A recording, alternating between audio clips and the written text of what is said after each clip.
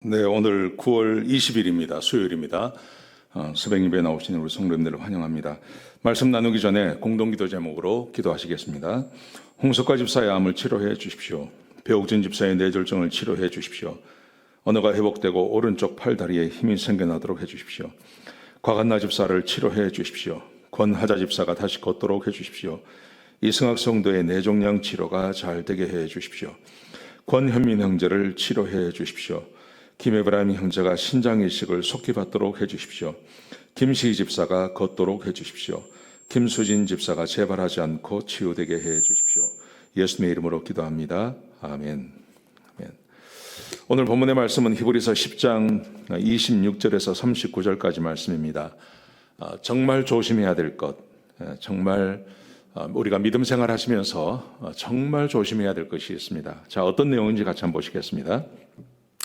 오늘이 10장인데요. 7장부터 9장 그리고 오늘 10장 25절까지 말씀을 쭉 보시면 두 가지를 이야기를 합니다. 첫 번째는 우리 예수님께서 십자가에 죽으시고 또 예수님이 하늘에 있는 지성소에 들어가시죠. 그리고 예수님께서 자기의 몸을 제물로 드리십니다. 그래서 한 번의 제사로 모든 사람을 다 정결하게 해주시고 거룩하게 해주시는 그 제사를 우리에게 베풀어 주시는 것입니다.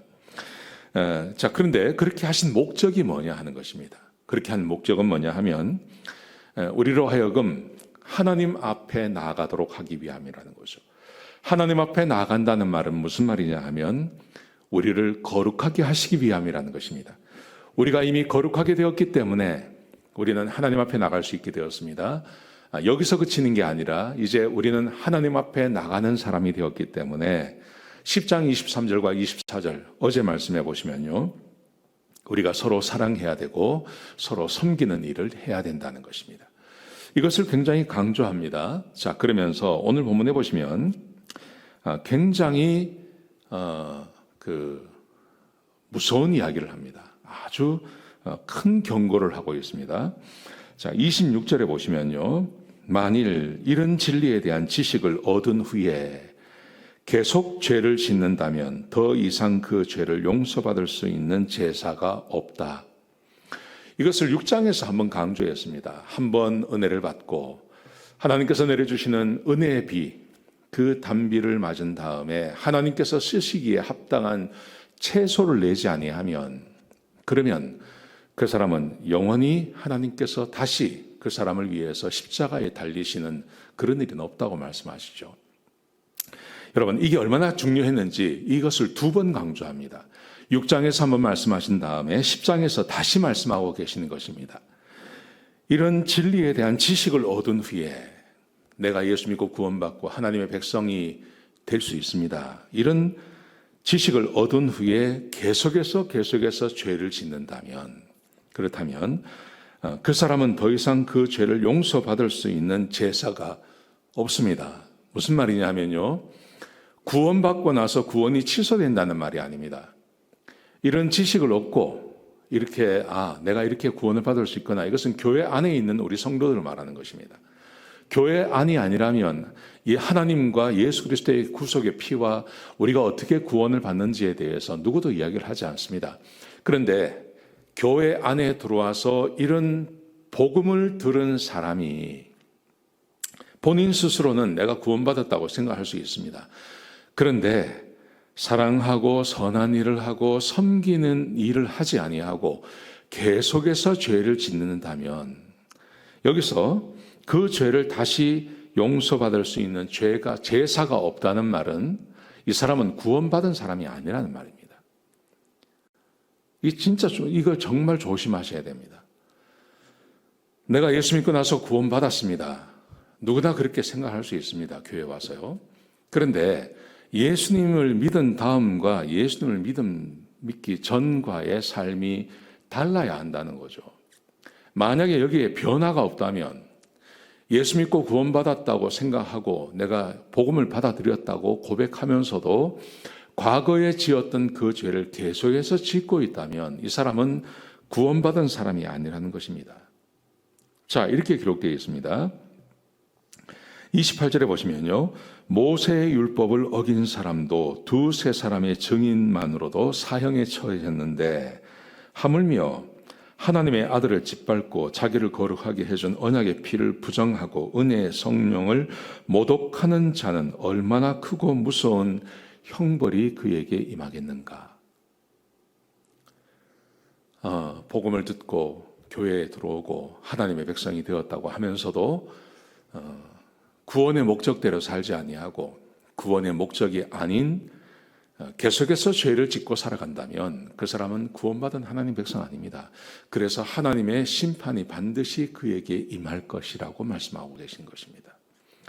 정말 조심하셔야 되는 것입니다. 여러분, 우리는 한때 이런 말씀을 들은 적도 있습니다. 우리가 구원받았기 때문에 율법은 더 이상 나에게 아무런 효력이 없습니다. 로마서가 그렇게 말을 하죠.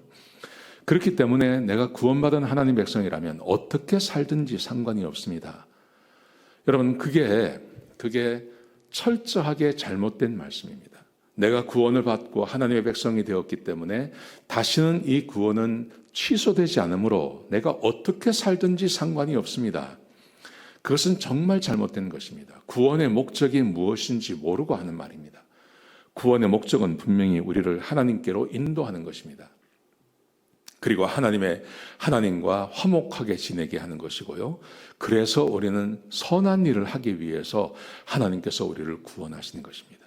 이 구원에 합당한 삶을 사는 것, 그것이 하나님께서 우리에게 요구하고 계시는 것입니다.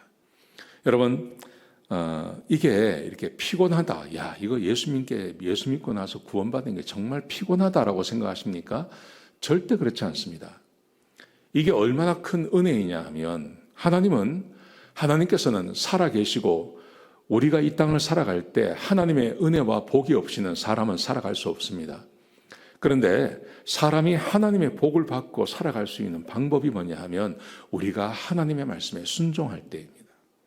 우리가 하나님의 말씀에 순종하며 하나님의 말씀에 순종하기 위해서 그 고난들을 이겨내며 그렇게 사랑하며 섬기며 살아갈 때 하나님께서 우리에게 말로 할 수 없는 큰 은혜를 우리에게 부어주시는 것입니다.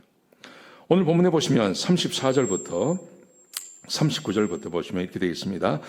장차 더 좋고 영구한 재산이 우리에게 있다는 것을 알게 된가. 반드시 큰 보상을 우리에게 주실 것입니다. 약속하신 것을 얻게 될 것입니다. 인내를 가지고 하나님의 길을 가는 사람들에게 주께서 반드시 갚아주십니다. 이런 말씀들이 계속 기록되어져 있습니다.